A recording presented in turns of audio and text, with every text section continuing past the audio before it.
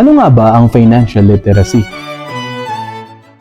Yan yung pwede mo namang utangin para meron ka kaagad. Pero pag-iipunan mo na lang para mabili mo ng cash. Yan yung kaya mo namang bilhin pero mag-iisip ka ng ilang beses bago ka mag-decide. Yan yung savings muna bago gumastos. Yan yung bawat sentabo o 20 pesos ay itinatabi mo dahil alam mo, mahalaga yan in building your future. Yan yung binibili mo ang isang bagay habang hindi mo pa kailangan tulad ng healthcare, life insurance at yung pag-iipon. Financial literacy. Napakagandang topic na kung tutusin, napakasimple lang pero marami ang hindi makaintindi.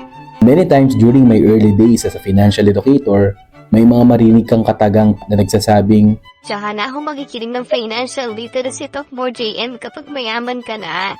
Healthy pa naman ako, wala akong sakit. Siguro someday, tsaka ako nasisimula na health plan ko. Bakit retirement agad ang tinuturo mo? Halos kasi simula ako palang magtrabaho, pre. akala ng iilan, ang financial literacy at ang application nito ay parang paninda sa palengke at sa sari-sari store na kapag need mo lang tsaka mo kukunin. It wasn't raining when Noah built the ark. Maaraw pa noon. Sinisigaw niya ang paghahanda sa pagdating na tag-ulan. Pero marami bang nakinig? Sabi nga, it's better to have it and not need it than need it but not have it. Ano ba ang financial literacy para sa'yo?